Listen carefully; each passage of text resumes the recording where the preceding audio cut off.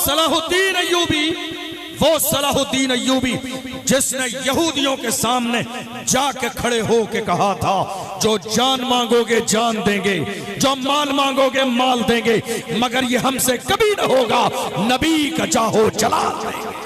जिस कौम के 30 साल की जवान को पहला कलमा याद न हो, वो कौम ये ख्वाब कैसे देख सकती है कि नहीं साहब हम जाके फलस्तीन के मुसलमानों की हिफाजत करेंगे। जिस कौम के जवान को पहला कलमा याद ना हो, वो कैसे ये कह सकते नहीं साहब हम मस्जिद अक्सा की हिफाजत करेंगे। मस्जिद अक्सा की हिफाजत करने वाले ऐसे लोग नहीं थे जिन्हें पहला कलमा याद नहीं था। मस्जिद अक्सा की हिफाजत करने वाला वो मर्द कलंदर दुनिया जिसे सलाहुद्दीन अय्यूबी के नाम से जानती है। 60% हमारी कौम के लोगों को पहला कलमा याद नहीं है, ये हमारा लेवल है। आप बड़ी बातें कितनी कर लीजिए, हम ये कर देंगे, हम वो कर देंगे, हम हुजूर के नाम पे गर्दन कटा देंगे, ये कर देंगे, ये सब ज़बानी बातें हैं। जिस कौम के लोग हुजूर के नाम पे अल्लाह के घर में गर्दन झुका न सकें, वो हुजूर के नाम पे गर्दन कटा कैसे सकते? ये प्रैक्टिकल बात। मैं बहुत हाई फाई तकरीर अभी कर दूंगा। मैं जो बताने लगा हूं मेरा ये अंदाज नहीं है बताने का, लेकिन मैं ये चाहता हूं कि आप कुछ लेकर जाइए इतने बड़े प्रोग्राम से। हम रोजाना बहुत हाई फाई इनकलाबी तकरीरें करते भी हैं, सुनते भी हैं।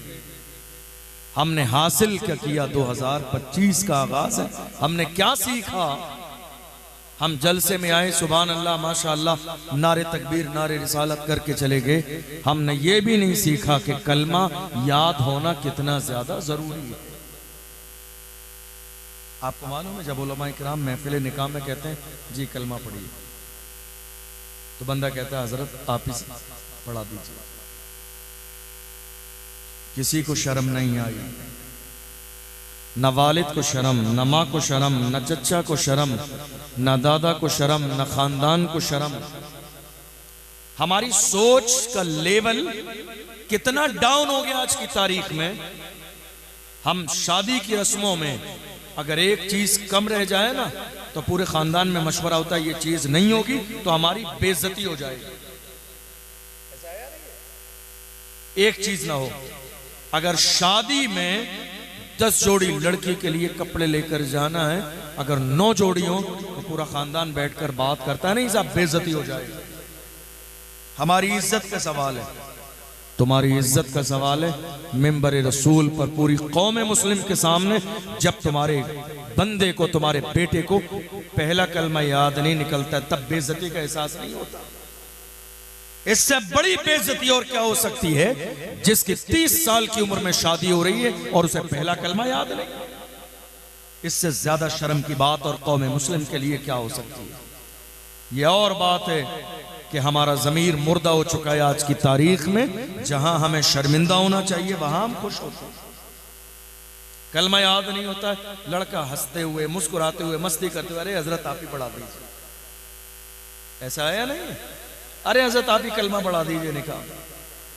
कौन? सलाहुद्दीन अय्यूबी, वो सलाहुद्दीन अय्यूबी जिसने यहूदियों के सामने जाके खड़े हो के कहा था, जो जान मांगोगे जान देंगे, जो माल मांगोगे माल देंगे, मगर ये हमसे कभी न होगा, नबी का चाहो चला देंगे। ये किसके तेवर थे? ये कलमा पढ़ने वाले मुसलमानों के तेवर। कहां हैं हम और आप? पहला कलमा याद नहीं है। मैं आप में से किसी को उठा के खड़ा नहीं करूंगा, क्योंकि मुझे अपनी तरह आपकी इज्जत का भी ख्याल है कि आप जरा अपना गिरेबान झांकिए। आपकी उम्र 60 साल है, 70 साल है, किसी की 80 साल है, 50 साल है, 40 साल है। जरा गिरेबान झांकिए कि आपको पहला कलमा याद है? जिस कौम के जवानों को 2 सेंटेंस याद ना हो, ला इलाहा इल्लल्लाह मुहम्मदुर रसूल, आपको लगेगा ये तो बहुत सिंपल सी बात है। हम रोजाना हमारे उलमा मिंबर पे देखते हैं ये 2 सेंटेंस ही याद नहीं होते। समझ रहे हैं आप? अब जिसको पहला कलमा याद ना हो, कैसे उम्मीद की जा सकती है कि उसको नमाज का तरीका मालूम होगा? और नमाज हमारे यहाँ पढ़ी कहाँ जाती है? कहाँ नमाज पढ़ी जाती है? कौम मुस्लिम का हाल आज की तारीख में ये है, एक चांद देखकर नमाज शुरू करते हैं और दूसरा चांद देखकर नमाज बंद कर देते हैं। ईद के दिन का हाल ये है, इन मिंबर पर बैठने वाले उलमा से पूछ रही नमाज ईद के बाद कितनी जगह ऐसा होता है कि जोहर के अंदर जमात करने के भी लाले पड़े होते हैं, दो बंदे मौजूद नहीं होते कि इमाम साहब लोगों को लेके जमात कर ले। ये हाल होता है आज मस्जिदों में। नमाज ईद के बाद जोहर, असर, मगरिब, इशा की कंडीशन देख लीजिए आप। कहां गए? इतना कमजोर था जमीर इनका कि जिन्होंने 30 दिन 5 वक्त की नमाज पढ़ी, आज नमाज ईद के बाद 2 वक्त की भी नमाज पढ़ने के लिए राजी नहीं है। ये हमारा हाल है, हमारा हाल। हमारी कौम ये सोचती है उलमा इकराम आए, हमें फजीलतें करामतें सुनाएं, जन्नत का टिकट दें और सुभान अल्लाह माशाअल्लाह कह के हम अपने घर चले जाएं। याद रखिएगा, ये जलसा एक रात का मदरसा है। हमारे बुजुर्गों ने शुरू किया लोगों को दीन की बातें सिखाने के लिए। ये जलसा मजाक के लिए नहीं है, ये जलसा मस्ती के लिए नहीं है, ये जलसा मेरी और आपकी तारीफ के लिए नहीं है, ये जबरदस्ती बड़े बड़े अलकाब बताने के लिए नहीं है। ये जलसे किए जाते हैं, कौम की लाखों रुपए की खून पसीने की कमाई इसमें खर्च की जाती है ताकि हमारी कौम के लोग दीन की कम से कम चंद बातें तो सीख कर जाए। चंद बातें तो कौम के लोग दीन की सीख कर जाएं। अगर ये भी नहीं होगा तो आप मुझे बताइए फिर इन जलसों का मकसद क्या रह जाए। हम इतनी बड़ी तादाद में दूर दूर से उलमा इकराम बुलाते हैं, खर्चा किया जाता है, बड़े मसाइल होते हैं, बड़ी मशक्कत, सारे काम। हम सीखते क्या हैं? हम सीखना नहीं चाहते हैं। बल्कि मैं आपको बताऊं, और ये उलमा भी इस बात पर गवाही देंगे, हमारे जलसों में अगर कोई आलिम संजीदा तकरीर करने लगे दीन सिखाने वाली, तो हमारी कौम ये कहती है कि किसी अच्छे तकरीर करने वाले को ला के बिठाओ, ये तो खामखा बोर करते हैं। ऐसा है? अगर हमारे उलमा मिंबर से कुछ संजीदा अंदाज में दीन सिखाने की बात करें तो हमारे लोग कहते हैं अरे भाई कोई अच्छा खतीब बुलाना था, ये तो बिल्कुल ऐसी आम बातें कर रहे हैं, मजा नहीं आ रहा। याद रखिएगा, ये जो सजा मिल रही है ना, ये सजा, ये 75 साल जो आपने मजा लिया उसी की सजा। अब ज्यादा मजा लेने का मिजाज मत बनाइए, काम के आदमी बनिए, काम के आदमी। ये मुल्क मौजूदा दौर में इस बात का तकाजा कर रहा है कि मुसलमानों को ये एहसास हो जाना चाहिए कि मौजूदा दौर में हमारी जिम्मेदारियां क्या है। तन्हा मुसलमान है जिन्हें अपनी किसी भी जिम्मेदारी का एहसास नहीं। आपको बताऊं, बड़ा दुख भी होता है, सोशल मीडिया का दौर है, ये आपके कैमरे चल रहे हैं, लाइव प्रोग्राम चल रहा है, कितनी जगह कितनी बातें दिल में आती हैं कहने के लिए, लेकिन फिर भी सोचना पड़ता है कौम की बात है, लाइव प्रोग्राम चल रहा है, न जाने ये बात कहाँ तक जाएगी। लेकिन याद रखिएगा, ये हम नहीं बताएंगे तो कौन बताएगा। हमारे 18 साल के जवान आज शराब के ठेके पर बैठे हुए हैं। ये हाल है कौम मुस्लिम के जवानों का। 18 साल के जवान बाज़ाब्ता ज़िना के कोठे पर बैठे हुए, ये हाल है हमारी कौम के जवानों का। हमारे 18-20 साल के जवान, कोई ऐसा नशा नहीं है हिंदुस्तान में जो हमारी कौम के जवान नशा करते ना हो। हीरोइन हमारे जवान यूज कर रहे हैं, हीरोइन एक नशा है, एमडी हमारे जवान यूज कर रहे हैं। हत्ता कि कुछ लोगों का लेवल तो इतना डाउन हो गया है जो पेट्रोल और डीजल की खुशबू से भी नशा कर रहे हैं। हमारी कौम के जवान, जिन कौम के जवानों की कस्में खाई गई, जिस कौम के जवानों के लिए माजी और मुस्तकबिल के ख्वाब शर्मिंदे ताबीर किए गए, जिस कौम के जवानों के लेवल को देखकर डॉक्टर इकबाल ने नज़में लिखी, जिस कौम के जवानों के तेवर को देखकर अल्लाह अकबर अर्तुगरुल गाजी ने और उस्मान गाजी ने सल्तनत उस्मानिया का ख्वाब देखा था, उस कौम के जवानों का हाल जिसके लिए डॉक्टर इकबाल ने कहा था टल न सकते थे अगर जंग में अड़ जाते थे, पांव शेरों के भी मैदान से उखड़ जाते थे, तुझसे सरकश हुआ कोई तो बिगड़ जाते थे, तीर क्या चीज है हम तोप से लड़ जाते थे, शान आंखों में न जचती थी जहादारों की, कलमा पढ़ते थे हम छांव में तलवारों की, हम जो जीते थे तो जंगों की मुसीबत के लिए या रसूल अल्लाह, और मरते थे तेरे नाम की अजमत के लिए, दश्त तो दश्त हैं दरिया भी न छोड़े हमने, बहरे जुल्मात में दौड़ा दिए घोड़े। ये किसी और की नहीं हमारी तारीफ। और आज कौम मुस्लिम के जवानों का लेवल कितना डाउन है मालूम है आपको? एक बूढ़ी मां 70 साल की इस इंतजार में है कि कोई तावीज करने वाला मिल जाए और मुझे कोई ऐसा तावीज मिल जाए कि मेरा बेटा शराब छोड़ दे। हम लोग जब जलसे में जाते हैं, लोग हर दिन किसी ना किसी फैमिली में ठहराते हैं, उस फैमिली के लोग जब मुलाकात के लिए आते हैं, हम लोग पूछते हैं खैरियत है? आप यकीन जानिए मिंबर रसूल पर बैठा हूं, जब हम ये पूछते हैं खैरियत है साहब, 60 साल 50 साल 70 साल के बुजुर्ग, तो वो खैरियत बाद में बताते हैं, उनकी आंख से आंसू पहले निकलने लग जाता। कहते हैं हजरत क्या खैरियत बताऊं, बड़ी दुआओं से मिन्नत से कोई हिंदुस्तान की ऐसी दरगाह और मजार न छोड़ा मैंने जहां औलाद के लिए मिन्नत न मानी, तब जाके अल्लाह ने मुझे एक बेटा अता फरमाया। आज उस एक 18 साल के बेटे का हाल यह है कि 24 घंटे शराब के नशे में धुत पड़ा रहता है। हजरत कोई ऐसा तावीज मिल जाए कि मेरे बेटे की शराब छूट जाए। कोई कहता है हजरत मेरा बेटा आज बाज़ाब्ता सट्टा लगाने लगा है, कोई ऐसा तावीज मिल जाए कि मेरा बेटा सट्टा लगाना छोड़ दे। हजरत कोई ऐसा तावीज मिल जाए कि मेरा बेटा नशा करने लगा है। हजरत कोई ऐसा तावीज मिल जाए मेरा बेटा सूद का लेन देन करने लगा है, ऐसा कोई तावीज मिल जाए। याद रखिएगा ये सारे काम तावीजों से नहीं, बचपन की तरबियत से होते हैं। तावीजों से इनकलाब नहीं आता है, सिर्फ तावीजों से इनकलाब आ जाता तो हमारे नबी पूरा दस्तूर हमें देकर तशरीफ न ले जाते। मेरे नबी ने फरमाया अल यौम अकमलतु लकुम दीनकुम व अतममतु अलैकुम निअमती व रदीतु लकुमुल इस्लाम दीना। मेरे नबी फरमाते हैं आज दीन मुकम्मल हो गया है और मैं तुम्हें जो दीन देकर जा रहा हूं, जो कुरान देकर जा रहा हूं, इसे जितनी मजबूती के साथ पकड़े रहोगे तुम जिंदगी में कभी गुमराह नहीं होगे। आज क्या हमने कुरान पकड़ा है? कुरान कहाँ है? कुरान आपके घर में तो है, आपकी जिंदगी में नहीं है। मेरे जुमले पे गौर कीजिए क्या कह रहा हूं।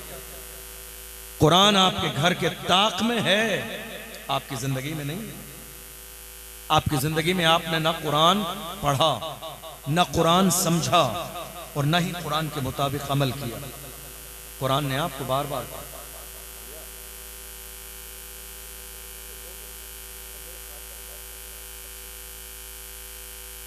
कुरान आपने पढ़ा भी नहीं, समझा भी नहीं। कुरान आपके घर में है। आपको मालूम, आपको जिस तावीज की जरूरत है ना, आपको तावीज की जरूरत है, आपके मसाइल हल हो जाए। कुरान खोलिए, पहला सफा, ये जो सूरह फातिहा जैसी अजीम नेमत अल्लाह ने आपको अता फरमाई है, 3 बार पढ़कर जिस नियत से दम कर देंगे अल्लाह उसी में आपको फायदा नसीब फरमाए। लेकिन हमने कुरान पढ़ा नहीं, कुरान समझा नहीं। हमारी माँ और बहनें बड़ी तादाद में बैठे हुए हैं, लेकिन शर्मिंदगी की बात यह है कि हमारे घर में कुरान महीनों के एतबार से खुलता नहीं है। आप बताइए मुझे कितने लोग ऐसे हैं हिफ्ज करने वाले ना पढ़ें और जरा सा उन्हें कच्चा याद हो तो वो समझा जा सकता है। नाजरा पढ़ने वाले कहते हैं मैंने बचपन में कुरान पढ़ा था, मैं भूल गया। अल्लाह का कुरान कहता है मन अअरद अन ज़िक्री व इन्न लहू मईशतन दंका वनहशुरुहु यौमल क़ियामति अअमा क़ाल रब्बि लिमा हशरतनी अअमा वक़द कुन्तु बसीरा क़ाल कज़ालिक अततका आयातुना फ़नसीतहा वकज़ालिकल यौम तुनसा। आज कौम का हाल ये, कोई कुरान पढ़ने वाला नहीं। हमारे घर में कुरान है, हमारी जिंदगी में कुरान नहीं है।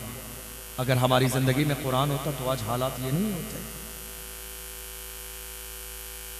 हमारी माँ हमसे राजी नहीं है, हमारे वालिद हमसे राजी नहीं है।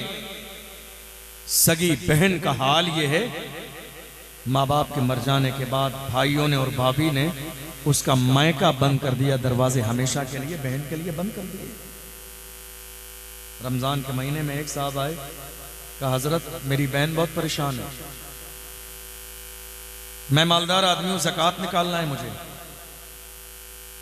तो क्या मैं ज़कात निकाल कर अपनी बहन को दे सकता हूं? उसके घर गरीबी का हाल ये है, सहरी और इफ्तार के लिए इंतजाम भी नहीं है, इतनी परेशानी के दौर से गुजर रही है मेरी बहन, ज़कात दे दूं? मैं क्या कहने लगा हूं, सुनिएगा गौर से। मैंने कहा भाई, बहन को ज़कात नहीं, विरासत में जो हिस्सा है वो दे दीजिए। तुम्हारे माल में तुम्हारी बहन का विरासत में जो हिस्सा है वो दे दीजिए, ज़कात लेने देने की नौबत ही नहीं है। आज हमारे यहां ये मिजाज खत्म हो गया। भाई के 4 घर हैं, बहन किराए पे रहती है, भाई करोड़पति है, बहन एक एक लुकमे के लिए तरस रही है। हमारे घर में कुरान है, हमारी जिंदगी में कुरान नहीं है। कितनी बूढ़ी माएँ ऐसी हैं, आज सालें गुजर गई हैं, जिनके अपने बेटे ने जाके उनके दरवाजे पर सलाम नहीं किया। शादी हो जाने के बाद बीवी बच्चों को लेकर अलग हो गए, जैसे कि वो इस माँ से पैदा ही नहीं हुए थे किसी भी दौर में। माओं की कंडीशन ये है, 5 वक्त नमाज में दुआ करती हैं, अल्लाह चेहरा नहीं, कम से कम बेटे की पीठ ही दिखा दे। लेकिन ये बेटा है जो एक नजर भी अपने माँ बाप को देखने के लिए, जाने के लिए राजी नहीं। आज सबसे ज्यादा आपको शायद इस बात का अंदाजा हो, मौजूदा दौर में 3-4 साल के जमाने में हमारी कई लाख बेटियां मुर्तद हो चुकी हैं। मुर्तद जानते हैं, इस्लाम छोड़ चुकी हैं, इस्लाम छोड़ दिया, किसी गैर से जाके शादी करी, किसी गैर के दरवाजे पे चली गई। इसमें एक बहुत बड़ी वजह यह है, कितनी बेटियों से जाके पूछा गया तुम्हारे इस्लाम छोड़ने की वजह क्या है, आखिर तुमने अपना घर क्यों छोड़ा? तो कहा मेरी उम्र इंतजार करते करते 40 साल की हो गई, मेरे बाप की गरीबी की वजह से कौम मुस्लिम का कोई जवान मेरे दरवाजे पर रिश्ता लेके नहीं आया। ये हाल है आज हमारे घर का। हमारी बेटियां आज कितने गरीबों की 30 साल 32 साल 35 साल हद तक 40 साल की हो गई। जवान किस इंतजार में हमारे किसी मालदार घर में रिश्ता हो जाए, जहां बाइक मिले, 4 व्हीलर मिले। मैं कहता हूं अल्लाह ने मर्द तो तुम्हें बनाया, मर्द तो अल्लाह ने तुम्हें बनाया, हाकिम तुम्हें बनाया, ये सामान लाना औरत की जिम्मेदारी नहीं है। इस्लाम में कहीं भी जहेज नहीं है। ये गलत फहमी आज न जाने मेरी कौम के जवानों के जहन में किसने डाल दी, किसने ये सोच डाल दी कि नहीं साहब जहेज मिलेगा, जहेज तुम्हारा हक है। जहेज तुम्हारा हक नहीं, जहेज लड़की का हक है, लाना ये मर्द की जिम्मेदारी। और अरब में आज ऐसे ही होता है, आप कहीं भी चले जाइए, शादी तब होती है जब लड़का जिंदगी गुजारने के सारे सामान लाकर अपने घर पे मुहैया कर लेता है, फिर लड़की वाले देखने आते हैं, जरूरत की सारी चीज मौजूद है, तब जाके निकाह की महफिल होती है। आपको मालूम है हमारी कौम के जवान आज जिना के अड्डे पर क्यों बैठे हुए हैं? अल्लाह के रसूल का एक फरमान, हुजूर ने फरमाया निकाह सस्ता करो ताकि जिना मुश्किल हो जाए, और अगर ऐसा नहीं करोगे तो कौम मुस्लिम में बुराइयां पैदा हो जाएंगी। आज देख लीजिए आपकी निगाहों के सामने क्या हो रहा है। हमने जिना जो है आसान कर दिया। क्यों? चूंकि हमने निकाह मुश्किल कर दिया।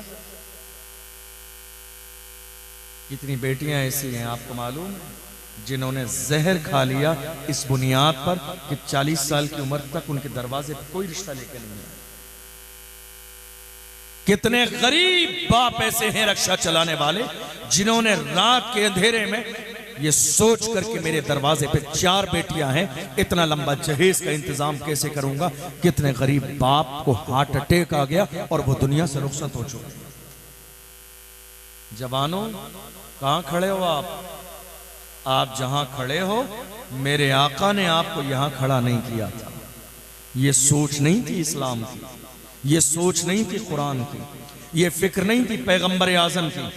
गरीब नवाज से मोहब्बत करते हैं, गौसे आजम का नाम लेते हैं, तो कम से कम गरीब नवाज और गौसे आजम की जिंदगी को पढ़िए, उलमा से सुनिए और अपनी जिंदगी में शामिल कीजिए।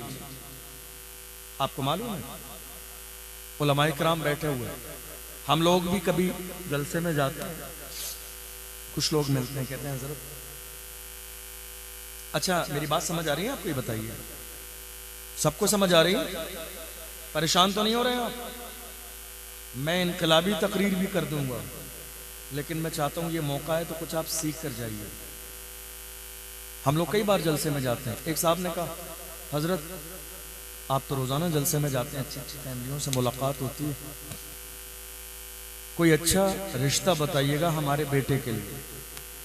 तवज्जो है आपकी? कोई अच्छा रिश्ता बताइएगा हमारे बेटे के लिए। चंद दिन के बाद उन्हें बताया, लड़की का बाप नमाजी परहेजगार है और लड़की तहज्जुद गुजार है।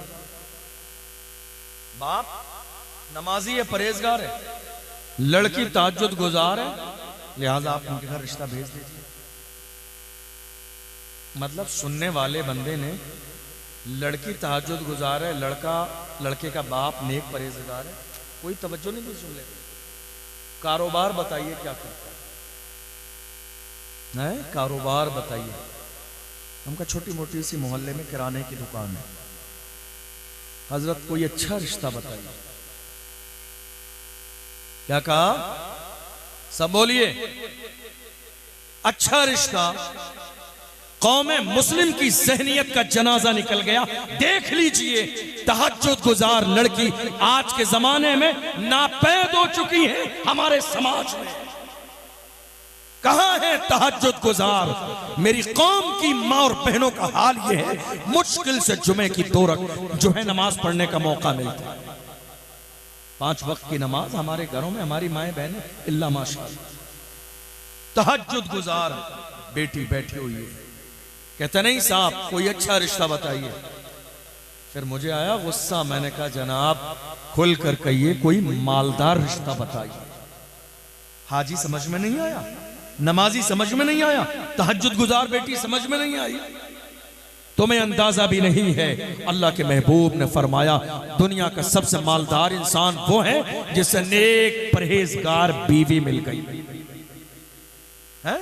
और जो शादीशुदा लोग हैं वो इस जुमले को अच्छे अंदाज में पहचानते हैं कि नेक बीवी का मिलना कितनी बड़ी नेमत है। बड़े बड़े दौलतमंद माल वाले जिम्मेदार जिनको नेक बीवी न मिली, डिप्रेशन की गोलियां खा के बिस्तर पे सो रहे हैं। ये नेक बीवी मिलना आपको क्या लगता है छोटी मोटी बात है? नेमत है, नेमत। मेरे नबी ने फरमाया, खुशनसीब है वो इंसान जिसे नेक परहेजगार औरत मिल गई है। कह रहे नहीं साहब कोई अच्छा रिश्ता बताइए। हमने कहा खुल के कहिए, मालदार रिश्ता चाहिए। लेकिन एक जुमला हमारे बुजुर्ग भी सुने। कई बुजुर्गों को मैंने देखा, बड़ी माजरत के साथ कई बुजुर्गों को देखा, वो कहते हैं हमारे दिल का अरमान है, हमारा इकलौता बेटा है, बस किसी तरह हमें कार मिल जाए। अरे यार खुदा के बंदो, शर्म करो शर्म। तुम्हारे दिल का अरमान सिर्फ कार है? तुम्हारे दिल का अरमान ये नहीं है मेरे बेटे को कलमे याद हो जाए? तुम्हारे दिल का अरमान ये नहीं है कि मेरा बेटा 5 वक्त का नमाजी बन जाए? तुम्हारे दिल का अरमान ये नहीं है मेरा बेटा हुजूर के नाम पे मरने और मिटने वाला बन जाए?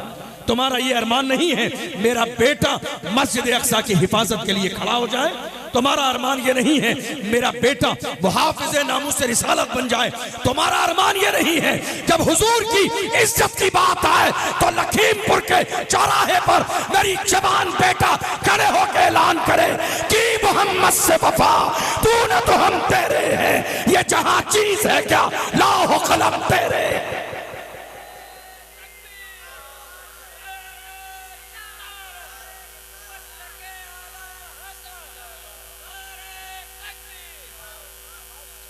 तेवर देखिए दिल का अरमान क्या है।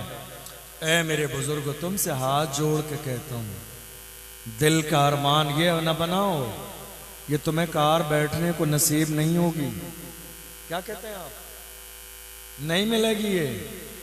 जिनके घरों में बेटों की शादियां हो गई हैं वो बहुत अच्छे से मेरी बात समझ भी रहे होंगे। ये जो आप मांग कर अपना लेवल डाउन कर रहे हैं ना, ये बाइक आपके लिए नहीं है, ये जहेज का सामान आपके लिए नहीं है, ये लाने वाली उसी बहू के लिए जो लेकर आई है।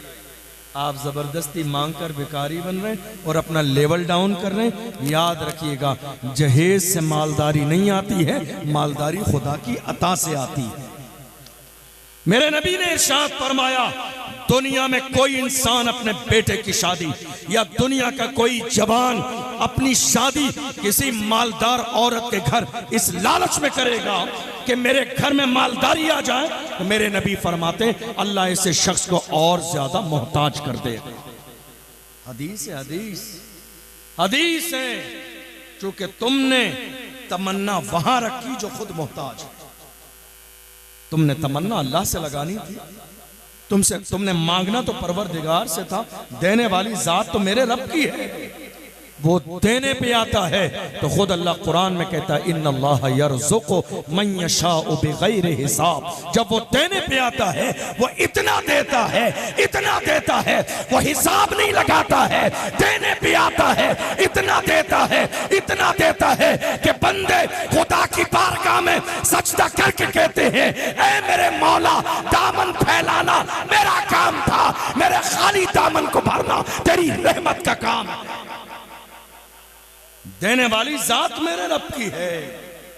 आप जो खुद मोहताज है उससे उम्मीद लगा रहे कि नहीं साहब जहेज में सामान मिलेगा परेशानी दूर हो जाएगी। क्या हमारी तारीख यही थी? मेरी बात समझ आ रही है आपको? सबको समझ आ रही है? हजरत उमर फारूक आजम रज़ी अल्लाह अन्हु का दौर, तो उनका अंदाज ये था कि वो रात में गश्त करते थे। बहुत पुरानी बात है लेकिन मेरे मौजू की बात है, मैंने इसलिए ये जुमला लिया। बहुत पुरानी